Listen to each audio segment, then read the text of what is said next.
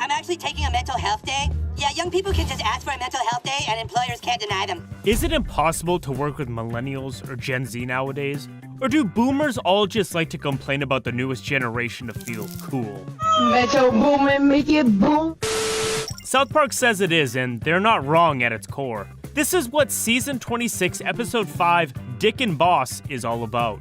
Matt and Trey have tackled the issues surrounding today's jobs market from many angles, and a lot of their lampooning was spot on. We're going through the episode and answering all the big questions, like, are mental health days a real thing? How bad is the current job market actually? And finally, is the newest generation of workers just entitled and lazy, or do they actually have valid concerns? Butters, what the hell are you wearing? I got a job over the ice cream shop. That is Butters, a 10-year-old boy who got a job working at an ice cream shop. Something he can do because of the Great Resignation labor shortage, where businesses are now struggling to find people so they can take whatever they can get, even if that means hiring a kid, with parents' permission, of course. That is messed up. According to Cartman. But not because Butters is too young for a job, it's because Butters has a job and Eric does not. I want a job. To which Kyle rightfully points out, You wouldn't last 4 hours on a job, fat ass. Cartman is probably an employer's worst nightmare, which we'll have to see later. First, he checks Kyle's privilege and points out that it's easy for him to say, as he lives in a nice house and Eric is still living in a hot dog. It's not fair that some people in our country are given the opportunity for employment while others aren't. Cartman goes home, pointing out to his mom that their house is not a place to raise a child, and he is the man of the house, and needs to be the one making money. And there's only one solution. You have to let me go find a job, Mom. Eric's mom also agrees with Kyle that he wouldn't last 4 hours at a job, and after being called the Jew by Eric, she caves in and lets him have a job so he can get a healthy reality check. To which he then shows up at Butters' workplace. Hey, Butters, I'm here for my job. Much to Butters' surprise. You see, Cartman is not here because he actually wants a job. He just wants money, does not want to work. Just like the Gen Z, according to South Park, and employers across various industries. So what's wrong with hiring Gen Z? A lot. First, let's get to one of the most obvious ones, salary. With the current inflation and cost of living, which have increased to absurd levels in some places, Gen Z wants to be paid a livable wage. Most employers like money, however. They don't like paying more than minimum wage, especially not for a candidate that has unrealistic salary expectations and doesn't have the optimal qualifications for the job, which is also a problem.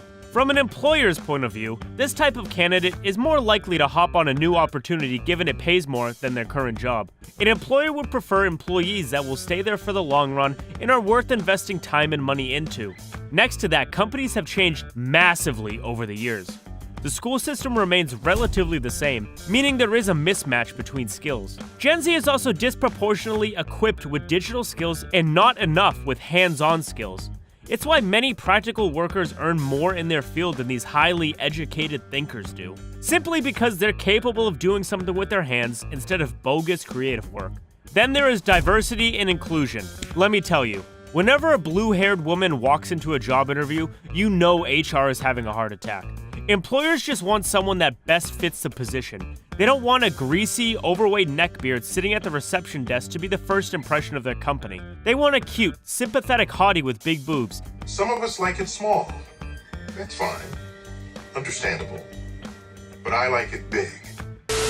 Even if the greasy neckbeard would have better qualifications, they could pick the cute hottie simply because it's within the best interests of the company.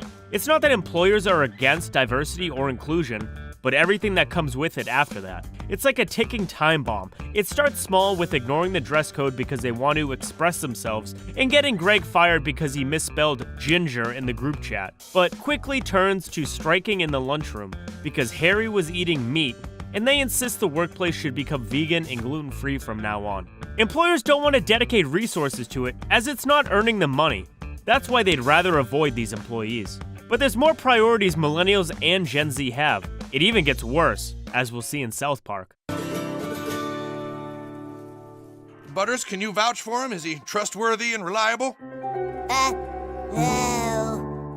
After hesitating for a bit, Butters vouches for Eric and Cartman gets his first job. Butters starts training him. All right, Eric, so there's 3 types of ice cream. Waffle cone, sugar cone, and cups. And Eric demonstrates the work ethic of his generation by asking just the right questions. And when do we get to have breaks? From this moment onward, it is obvious Eric does not want to work. Okay, Eric, can you scoop out some coconut almond fudge? Why? Now, Eric is not winning any Employee of the Month awards, but the work environment will soon change because of Butters' attitude. 'Cause it's your job, Eric. Whoa, Butters. Let's not make this a toxic work environment, okay?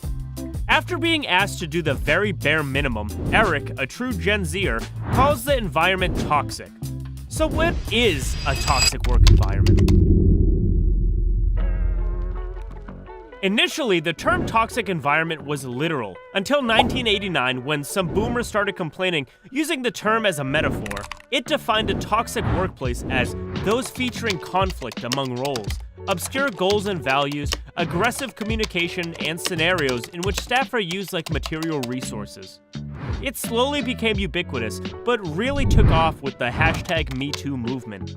Now, toxic work environments have probably existed all throughout history. They came in different shapes and sizes, but with all the emancipation going on in the last century, morals changed and so did work environments, leading to new standards. According to a survey, about 88% of the 19 to 34-year-olds have experienced a toxic work environment. 90% of the 35 to 44-year-olds have experienced it, but only 79% of 45-plus-year-olds have experienced it.